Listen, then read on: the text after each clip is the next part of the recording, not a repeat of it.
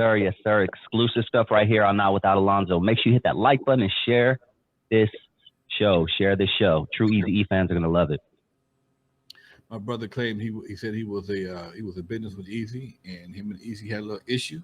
I'm gonna let him do the details, and we'll talk about it. Let's see what happens. So, love it. Make Only sure you guys hit on that N.W.A. folks. Now about Lonzo, we got the Bluetooth phone hookup. We can make phone calls, talk to anybody, and answer the phone. Love it. So this is brother Joey. How did you meet him, Lonzo? Me and Joey have been partners for years. He used to come to the club, do those back in the day. He worked with. He's been in the record business for a while. We reconnected a few months ago. Hey. There you go. Reconnected a few months ago, and hello. On some Compton stuff. Hello, hey, Joe, that's Dave on the phone. Dave, what's up with you, Doc? Hey, Dave, we on the air, Dave. We on the air. Oh, what's happening? What's happening in America? Well, we here, Doc. Peace, how you man. doing, Dave? I'm doing all right. I can't complain. Nobody listen anyway. Oh, well, you know how Man, I call that nigga Dusty Rose, man. It's Dusty Vision. Dusty Vision. It's all good. I'm a wrestling fan, so it's all good. I said, is this nigga wrestling? Yeah, that's what I said. Is it? Yeah, that's what I said. Is it the wrestler or what? You know? Yeah. No, Dusty Vision. Yeah, baby. I could do a good Dusty Rose impression, you know what I mean? That's a cold ass name. I love that name. Thank you, man. Thank you. Nice to meet you guys. Hey, Dave. Tell them how you. Good to meet you. Tell them about your relationship with Eazy and where you grew up and all that kind of stuff, so we can kind of vet you a little taste. I grew up in give me the far dire, huh? Yeah, just a little something. I grew up in Compton on Ivor Street. That's just north of Greenleaf. Eric lived on Muriel, which would be just east of Pan Ash, the next street over. Okay. And so I knew Eric since the 70s, basically. Okay. His nickname was never Eazy E. We never called him Eazy E. He had a completely different nickname. If the world want to know. Yeah, damn sure we want to. Please. His there's a story behind it too. His nickname was, we called him Monk in the hood. M-O-N-K, Monk. Okay, why is that? Lil Monk. There was a rumor that, because he compared to the rest, a lot of us that grew up in the hood, his family did fairly well. His mom and pop had decent jobs, so they spoiled him a little bit. And it was rumored that he had a monkey that escaped and was living up in the avocado tree just above the garage where the history was made. Okay. And so as a kid, I personally used to try to climb up in there and see if the monkey was there, but that's where he got the nickname Lil Monk, because people said he had a monkey. I don't know if it was, I never saw the monkey, so I don't know. So I can see Eazy telling somebody that shit just to see you climb that tree. he was a troll. Eazy was a troll before trolling was a thing. I see him telling somebody, yeah, that's a monkey in an avocado tree, man. Let's go up there and look. Okay, he said, laugh at you while you climb that avocado tree. What? Yeah, and Lonzo, I grew up on the next street from Eazy. I grew up on Caress. All my family from Caress. All right, good looking out. All right, now you said, go ahead. We're talking about Lil Monk now, right? Eric was just to give you some details on how Eric was somewhat of a bully. Even though he was a little bitty guy, a lot of people were scared of him. Okay. And so he and I knew each other, but we didn't start hanging out together until he saw me out on the boulevard, and I was putting hands on this big Samoan dude, and he recognized the skills, and I was about maybe 16, maybe 17. The dude I was fighting was a grown man. And ever since then, he and I had been inseparable for about a solid 2.5, 3 years with him and Joyce and that Nissan truck he had. We was together on a daily basis, just about 24/7. I saw Joyce about 2 weeks ago. Oh yeah, I I ain't seen her in a while. I ran into her. She ran up on me. I hadn't seen her in a while. But go ahead. And little Eric, little Eazy, his mom is named Kuda, and she named me when he was just first born. Basically, she named me his godfather. Okay. I was with him. So that's just a little. I was with him last week. I was with Lil E last week. I haven't seen him since Noonie, since the homie funeral. We were at I don't get out much. I don't get out there much. We were at Yella's wedding anniversary party together. Sit right next to each other. Yep. Go ahead. And last time I seen Yella was at the hometown buffet That was in Lakewood about a couple 3 years ago. Yeah. He loves that kind of shit. He loves a deal, put it that way. Go ahead. Yeah, so I mean, if you got any particular things that your listeners tell me about might that scar want to, you gave him. You tell me about the scar you gave him earlier. Oh yeah, we were business partners, and there was a misunderstanding in relations to a car that we had purchased together, and I take full responsibility because it was my fault. And it was my hopes that he and I would just discuss it.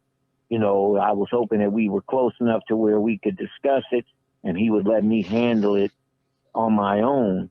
It was, what happened was my fault. But, as street law would have it, whenever there's a disagreement, somebody's got to either fight or shoot or do something.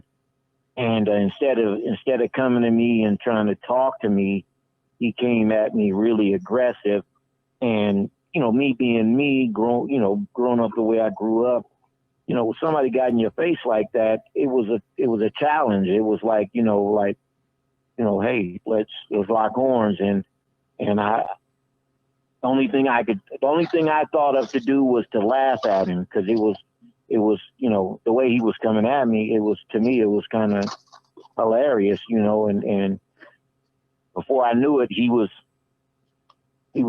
all over me like a spider monkey. He was scratching and biting and clawing at me. And I mean, literally, I'm not using metaphors. And so, after he bit me a couple of times, I decided that it was time to fight back, and I broke him off like an 8-piece knuckle sandwich and busted his eye open. I know right after that he had to go to the ER. He had about 20 some odd stitches over that left eye. I split his eye wide open and actually broke my hand in the process. After that, we remained friends, but it was never the same as it was. I kind of attribute it to the fact that I think that he wanted to dissolve the business aspect of our relationship to begin with, because of the fact that technically I owned 50% of whatever, by street law, the money that we were accumulating was our money, and I just let him manage it, which was a mistake. After that, I never let anybody manage my money, going forward, I should say. And, but we remained friends. We were just never friends like we were when we were the closest. We just, so. All right. That's interesting. Now I remember he would bring me to your place. I think that was, well, you had Lonzo, you had a house over off of, was that Rosecrans? El Segundo. Way on, was it El Segundo? Like it was way, I know we had to go over the 110 freeway, correct? Yes, you do. And then you were west of the 110 freeway, came around, and I was over there several times with Eric. I was a real innocuous type of person, like a fly on the wall. So most people didn't really, but if you saw me, you'd recognize me, I think. I mean, at the time, I would say. All right. That's good to know, man. You know, so many people came to my house back in the day, Doc. I don't remember a lot of them, man. And I've had one guy. Of course not. Of course not. Man, yeah, man. I just got in the pen. I did 15 years. You still in the same place? No, nigga, I moved. No, nigga, I moved. So yeah, Doc. Right. Yeah, I'm quite sure if I see you, it'll come back to me. I was just giving you some, letting you know that, how just some insight. That's all. It's just, Yeah. But Eric and I just never, until just before he passed away, we finally were able to talk about what had happened and, kind of clear it all up. I kind of let him know what happened, and how, and so by my understanding, and by him and I talking about it, we were going to work together. We were going to put something together, and I was next up. I was the next guy up, but he died, and that was it. I lost all desire to do it anymore. I just lost it. Wow. Okay. Before, let me ask you a quick question. Before, when you guys, parted ways the first time, was this before he became Eazy E or after? Oh yeah, it was before, and to be honest with you, the incident may have been one of the things that really prompted him to say, man, I need to do something else other than being out here in these streets. But I see a lot of people take credit for saying that they were the one that said, oh, Eric need to be the one rapping. Everyone that says that is a liar. Me, I recognize the voice. I recognize he had so much charisma, and I would always tell him, this is way before anybody was doing anything. I would always tell him that he needed to rap. He needed to be a front man because he never wanted to be, and that's the truth. But as far as anybody else saying that he needs to be the one, I was the one, because I was the one that came in that garage that night and was like, because they couldn't figure out who was going to be the rapper, and I was the one talking saying, about the Boys in the Hood. Be the one, Eric, and right after that, Boys in the Hood. Like right after that, like okay, so you were in that garage that day. Did you know Rendezvous? So you were in the garage. Yeah, I know Rendezvous. Okay. LA is the place. All right, Joy, I'm not a renegade, but you wish I would. Joy, you got something for us, yeah, right I know quick? Rondé. Well, I can attest to what he's saying is true because I was there. Because the way I met Eric was, I'm an older person, so we didn't hang out in the same circles. He hung out with my cousins. And Eric lived on the next street. So I had a Suzuki and he had a Suzuki. And so that's how we used to roll around. I used to be, man, I like your Suzuki. You know what I mean? Hey, Eric, the Suzuki came in after the rap came. Dave, you tell him about my Suzuki. It was clean. Tell him. He bought the Suzuki. He didn't buy the Suzuki until after he was already getting paid in the rap game. Eric did. No, I know, but I'm saying, Dave, you remember my Suzuki? No, I remember. I remember you. I remember. Like I do remember the blue one. It was blue. Yeah, and Eric's had patterns on it. Yeah. I remember y'all, because Eric used to come over to the Dead End to visit me all the time over there at the Dead End. Mm-hmm. All right. Yeah, but and then my rap group, Eric wanted my group. And one day I went to because I was in the studio when Dre made "Let Me Ride," and he also when he sampled Leon Isaac Kennedy, I was working with them at that time. Okay. We started at Dick Griffey studio, and then we went over to Leon Abel's studio. Right. And I never read Lonzo, man. I never knew that. I wish I would have had a camera then. You know what I mean? Yep. It's just a weird feel. I'm gonna tell you another story that happened to me. This is all historical stuff, and I'm sitting right there. But because my group, I don't know if they used their song, but they did work on Murder with the Case. But they did Bloods and Crips 1 and 2 with Battle Cat and all that. They were from Bloodstone Village. What's the name of the group, real quick? What's the name of the group? Geek and Noise. Geek and Noise, yeah. Yeah, Okay. Geek passed Yeah, of away course. recently, Yeah, rest in R.I.P. peace. Yeah, that's what I was about to say. R.I.P. to Geek. Yeah. Yeah, that's my people. And You know them too, Lonzo. Shout out to Noise too. With Yeah, Dave did. Dave did. And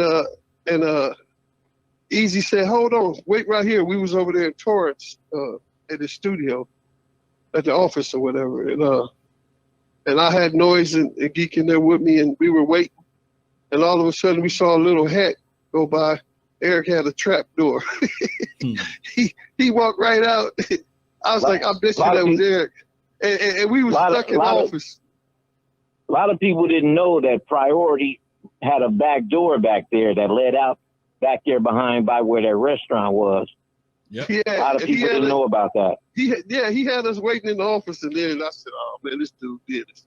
But that was kind of funny. And then I saw him again at El Torito's. Not Priority. I'm sorry. I said Priority, but I meant Audio Achievement. Okay. Yeah. That I saw him at El Torito's one time, and I wanted to talk to him so bad about it. And then this girl was like, "Can't you fucking see we eating?" And then Eric looked at her going, "You heard her?" I was like, "Damn, I can't talk to him." That's why I left. All right. But Hey, let me ask you something really quick. On a history note. I had a Big Capone and Sleepy from Northside Long Beach Boulevard Mafia on my show, and they were in the garage that day that you were talking about, apparently, when the New York group was kicked out, and HBO, I think their name was, and then that's where they decided to, tell Eazy E, hey, you should rap. This was the beginnings of that. They recorded the song later, but you guys were in that garage as well. Or did I hear one of you saying that? Can you give us your point of view from what you remember from that day? Can you tell us what you remember from that day? Oh, it was Eric's mother's garage, and that's where everything was getting kick-started from. That was ground zero. I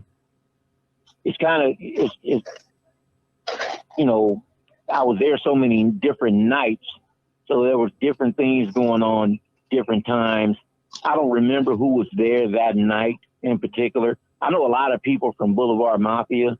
I don't recall any of them being there that night, where when I said, matter of fact, I don't even remember the dudes I know the guys you're talking about. I don't remember them being there, but I remember them. I remember Dre stressing about who was going to rap on this song. And I remember blatantly just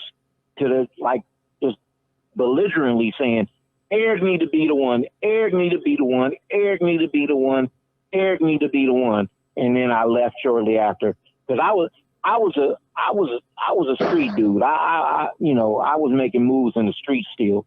So for me to spend an hour in the garage, for me that was way too long. But over and over again, I constantly preached that Eric needed to be the one, and I knew it years before that garage incident ever took place. I would tell him all the time. All right. Hey, folks. Also with me too. Eric was a smooth little dude. He had a lot of charisma. He did. But to tell you a little bit about me, Zoe, I was the one who opened up for Tupac at Cannons. I don't know if you guys remember, but Tupac came to Long Beach one time at Cannons with my group Geek and Noise, and we were supposed to open up for him, but he was so nervous in Long Beach because them niggas was tripping a little bit on him. I don't know why, but he had a bulletproof vest on and everything, and he was just real jittery, and he ended up opening up for us. And that's how bad he wanted to get out of there. You know what I mean? He grabbed his bread and he left it. We ended up being the yeah, man. And I wish I had a picture of it. I wish somebody took pictures, but you can look this up, man. This really happened. And matter of fact, my baby mama, I've been with her off and on 40 years now. We got 3 kids, but she embarrassed me so fucking bad because she was so goo-gooed over meeting Tupac backstage with us that she stepped on his shoes, and he was like, "Man, could you get your baby mama?" And I was so embarrassed. Hey, I Joey, said, Gina, could you get back? Yeah.